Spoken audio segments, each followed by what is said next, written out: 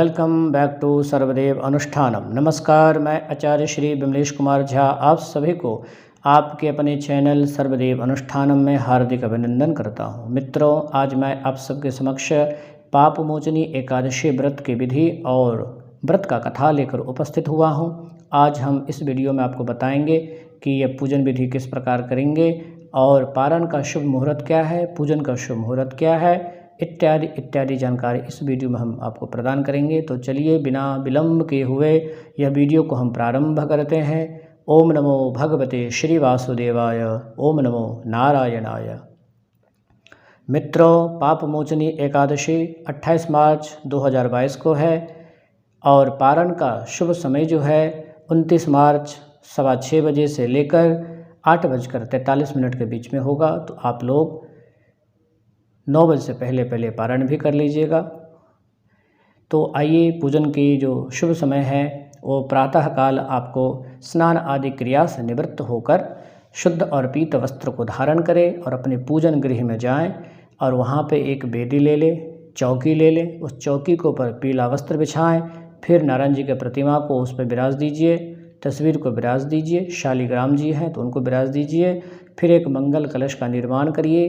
कलश में गंगा जल मिश्रित जल भरें, फिर आम का पल्लव डालें, दुर्वा डालें, हल्दी डालें, लौंग इलायची डाल दीजिए, कुछ मुद्रा भी उसमें आप डाल दीजिए। फिर पूर्ण पात्र रखें, नारियल भी रखें मोली लपेट के। इस प्रकार आपका मंगल कलश का निर्माण होगा। उसमें स्वस्तिक आदि चिन्ह का भी निर्माण करिए।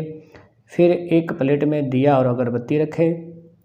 खुले पुष्प, माला, रौली, मौली, पान, सुपारी, लौंग, इलायची, 5 प्रकार के फल हो गया, मिष्ठान हो गया, तिल हो गया, जौ हो गया, यज्ञोपवीत इत्यादि पूजन के सामग्री सारे एकत्रित कर लीजिए। फिर आसन बिछाइए। उसके बाद भगवान का पूजन प्रारंभ करें और सर्वप्रथम पूजन गणेश जी से प्रारंभ करेंगे। ओम श्री गणेशाय नमः।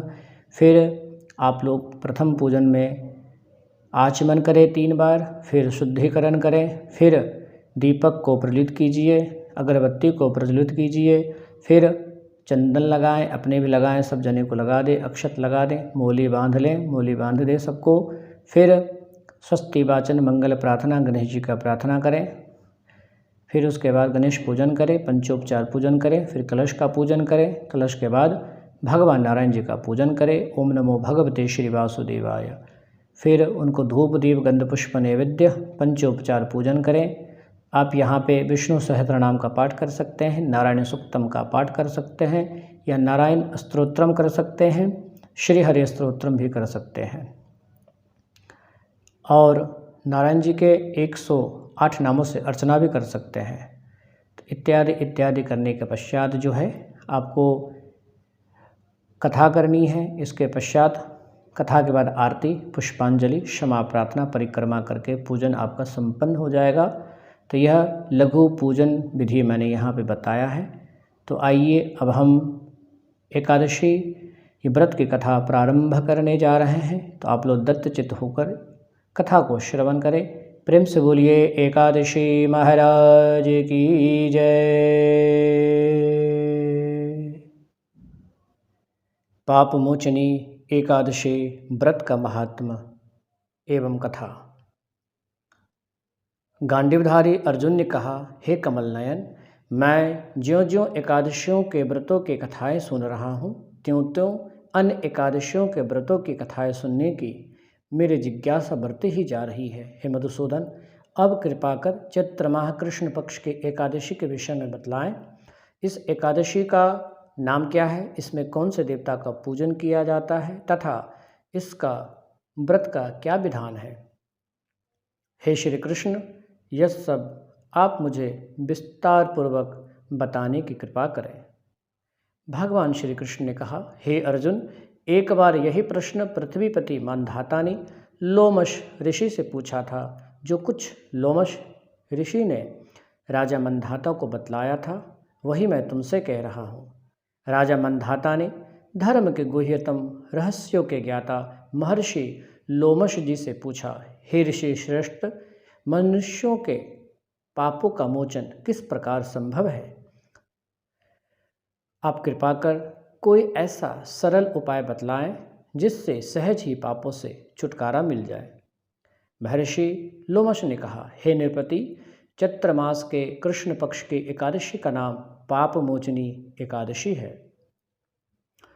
उसके व्रत के प्रभाव से मनुष्यों के अनेक प्रकार के पाप नष्ट हो जाते हैं। मैं तुम्हें इस व्रत की कथा सुनाता हूँ, सो ध्यानपूर्वक श्रवण करो। प्राचीन समय में चैत्ररथ नामक एक वन था। उसमें अप्सराएं किन्नरों के साथ विहार किया करती थी। वहाँ सदैव वसंत का मौसम रहता था, अर्थात उस जगह सदा नाना प्रकार के पुष्प खिले रहते थे। कभी गंधर्व कन्याएं विहार किया करती थी, कभी देवेंद्र अन्य देवताओं के संग वहाँ क्रीड़ा किया करते थे। उसी वन में मेधावी नाम का एक ऋषि भी तपस्या में लीन रहते थे। वे शिव भक्त थे। एक दिन मंजू घोषा नामक एक अप्सरा ने उनको मोहित कर उनकी निकटता का लाभ उठाने की चेष्टा की। इसीलिए वह कुछ दूरी पर बैठ बीना बजाकर मधुर स्वर में गाने लगी। उसी समय शिव भक्त महर्षि मेधावी को कामदेव भी जीतने का प्रयास करने लगे। कामदेव ने उस सुंदर अप्सरा के भ्रू का धनुष बनाया, कटाक्ष को उसके प्रत्यंचा बनाई और उसके नेत्रों को मंजू घोषा अप्सरा का सेनापति बनाया। इस तरह कामदेव अपने शत्रु भक्त को जीतने को तैयार हुआ। उस समय महर्षि मेधावी भी युवा अवस्था में थे और काफ़ी हृष्ट-पुष्ट थे। उन्होंने यज्ञोपवीत तथा दंड धारण कर रखा था। वे दूसरे कामदेव के समान प्रतीत हो रहे थे। उस मुनि को देखकर कामदेव के वश में हुई मंजू घोषा ने धीरे धीरे मधुर वाणी से वीणा पर गायन शुरू किया, तो महर्षि मेधावी भी मंजू घोषा के मधुर गान पर तथा उसके सौंदर्य पर मोहित हो गए। वह अप्सरा मेधावी मुनि को कामदेव से प्रेरित जानकर उनसे आलिंगन करने लगी। महर्षि मेधावी उसके सौंदर्य पर मोहित होकर शिव रहस्य को भूल गए और काम के वशीभूत होकर उसके साथ रमण करने लगे। काम के वशीभूत होने के कारण मुनि को उस समय दिन रात का कुछ भी ज्ञान न रहा और काफ़ी समय तक वे रमण करते रहे। तदुपरांत मंजू घोषा उस मुनि से बोली, हे ऋषिवर, अब मुझे बहुत समय हो गया है, अतः स्वर्ग जाने की आज्ञा दीजिए। अप्सरा की बात सुनकर ऋषि ने कहा, हे मोहिनी, संध्या को तो आई हो, प्रातःकाल होने पर चली जाना। ऋषि के ऐसे वचन सुनकर अप्सरा उनके साथ रमन करने लगी। इस प्रकार दोनों ने साथ साथ बहुत समय व्यतीत किया। मंजू घोषा ने एक दिन ऋषि से कहा, हे विप्र, अब आप मुझे स्वर्ग जाने की आज्ञा दीजिए। मुनि ने इस बार भी वही कहा, हे रूपसी, अभी ज़्यादा समय व्यतीत नहीं हुआ है, कुछ समय और ठहरो। मुनि की बात सुनकर अप्सरा ने कहा, हे ऋषिवर, आपकी रात तो बहुत लंबी है। आप स्वयं ही सोचिए कि मुझे आपके पास आए कितना समय हो गया। अब और ज़्यादा समय तक ठहरना उचित नहीं है। अप्सरा की बात सुन मुनि को समय का बोध हुआ और वह गंभीरतापूर्वक विचार करने लगे। जब उन्हें समय का ज्ञान हुआ, उन्हें रमन करते 57 वर्ष व्यतीत हो चुके हैं, तो उस अप्सरा पर वह काल का रूप समझने लगे। इतना ज़्यादा समय भोग विलास में व्यर्थ में चला जाने पर उन्हें बड़ा क्रोध आया। अब वह भयंकर क्रोध में जलते हुए उस तप नाश करने वाली अप्सरा की तरफ भ्रिकुटी तान कर देखने लगे। क्रोध से उनके अधर कांपने लगे और इंद्रियां बेकाबू होने लगी। क्रोध से थरथराते स्वर में मुनि ने उस अप्सरा से कहा, मेरे तप को नष्ट करने वाले दुष्टा, तू महापापिन और बहुत ही दुराचारिणी है। तुझ पर धिक्कार है। अब तू मेरे श्राप से पिशाचिनी बन जा। मुनि के क्रोध युक्त श्राप से वह अप्सरा पिशाचिनी बन गई। यह देख वह व्यथित होकर बोली, हे ऋषिवर, अब मुझ पर क्रोध त्याग कर प्रसन्न हो जाइए और कृपा करके बतलाइए कि इस श्राप का निवारण किस प्रकार होगा। विद्वानों ने कहा है कि साधुओं की संगत अच्छा फल देने वाली होती है और आपके साथ तो मेरे बहुत वर्ष व्यतीत हुए हैं, अतः आप मुझ पर प्रसन्न हो जाइए, अन्यथा लोग कहेंगे कि एक पुण्य आत्मा के साथ रहने पर मंजू घोषा को पिशाचिनी बनना पड़ा। मंजू घोषा के बात सुनकर मुनि को अपने क्रोध पर अत्यंत ग्लानि हुई, साथ ही अपनी अपकृति का भी भय हुआ। अतः पिशाचिनी बनी मंजू घोषा से मुनि ने कहा, तूने मेरा बहुत बुरा किया है, किंतु फिर भी मैं तुझे इस श्राप के मुक्ति का उपाय बतलाता हूँ। चैत्र माह के कृष्ण पक्ष की जो एकादशी है उसका नाम पाप मोचनी एकादशी है। उस एकादशी का उपवास करने से तेरी पिशाच योनि देह से मुक्ति हो जाएगी।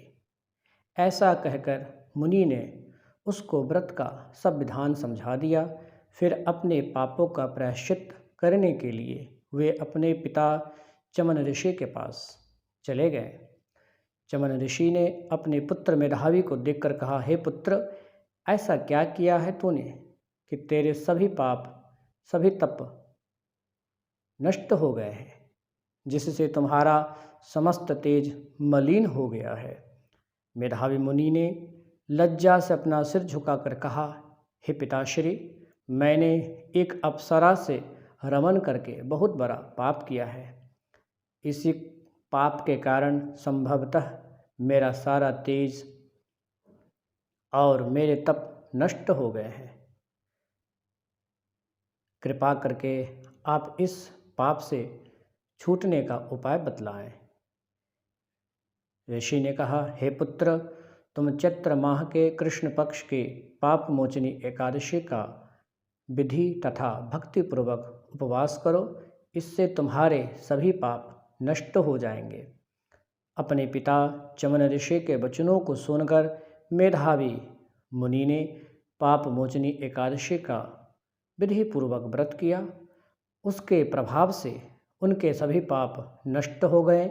मंजू घोषा अप्सरा भी पाप मोचनी एकादशी का उपवास करने से पिशाच योनि से छूट गई और पुनः अपना सुंदर स्वरूप को धारण कर स्वर्गलोक में चली गई।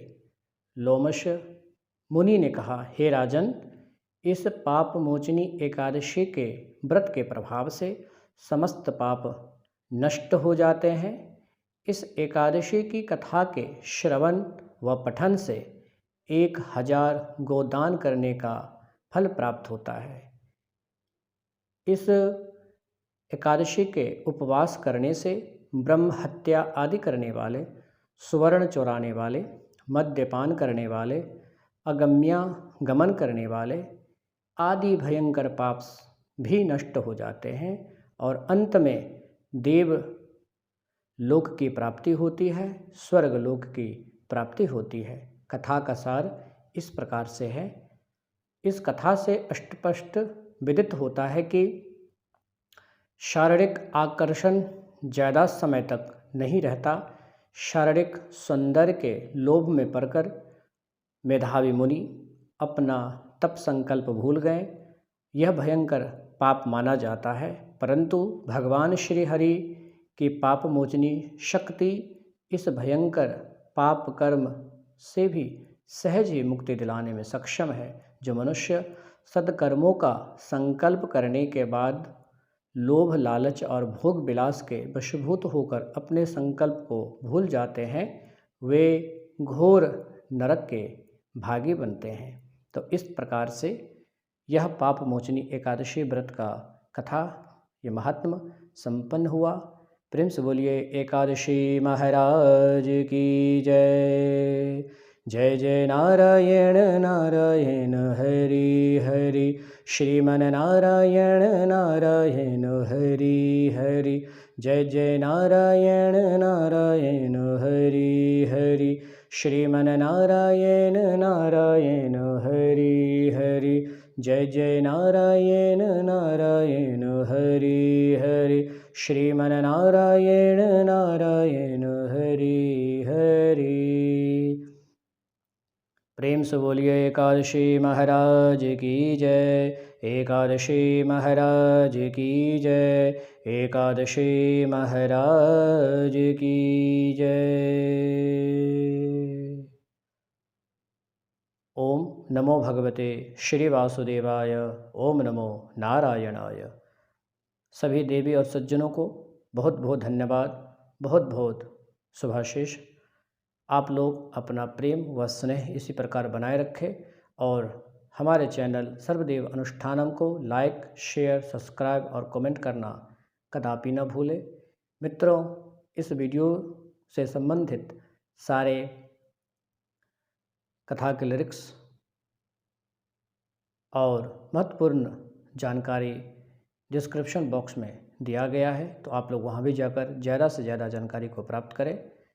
और आप लोगों को भगवान श्री हरि अपनी कृपा प्रसाद बनाए रखे और आप लोग स्वस्थ, चिरायु, शतायु और दीर्घायु को प्राप्त करें। भगवान की भक्ति में उत्तरोत्तर वृद्धि को प्राप्त करें। बहुत बहुत धन्यवाद, बहुत बहुत आभार। कल्याणमस्तु, शुभम भवतु, आयुष्मते स्वस्ति, आयुष्मते स्वस्ति, आयुष्मते स्वस्ति।